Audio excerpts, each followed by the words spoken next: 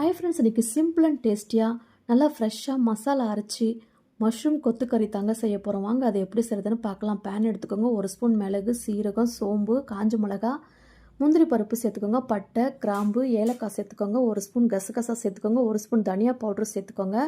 ஒரு கொத்து கருவேப்பிலை சேர்த்து நல்லா வதக்கி எடுத்து நல்லா நைஸாக அரைச்சி எடுத்துக்கோங்க. பேனில் சோம்பு, எண்ணெய் சேர்த்துக்கோங்க. வெங்காயம் சேர்த்துக்கோங்க. கருவேப்பிலை சேர்த்து இஞ்சி பூண்டு பேஸ்ட்டு சேர்த்து நல்லா வதக்கி விடுங்க.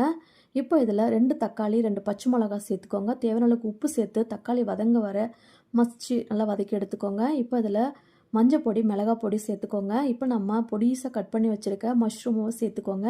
சேர்த்து விட்டு நல்லா வதக்கி விடுங்க. மஷ்ரூமில் நல்லா தண்ணி விடுங்க. இப்போ உங்களுக்கு தேவையான அளவுக்கு அந்த மசாலா பொடி சேர்த்துக்கோங்க. உப்பு சேர்த்துக்கோங்க. இப்போ இதில் 1/2 கப் அளவுக்கு தண்ணி சேர்த்துட்டு இதை அப்படியே மூடி வச்சுருங்க. பாருங்கள், நல்லா எண்ணெய் பிரிஞ்சு நல்லா கொதிச்சு வந்துருச்சு. கொத்தமல்லி தூவி இறக்குங்க. அட்டகாசமான மஷ்ரூம் கொத்துக்கறி ரெடி பண்ணியாச்சு. இதே போல் நீங்களும் ட்ரை பண்ணுங்கள். தேங்க்யூ.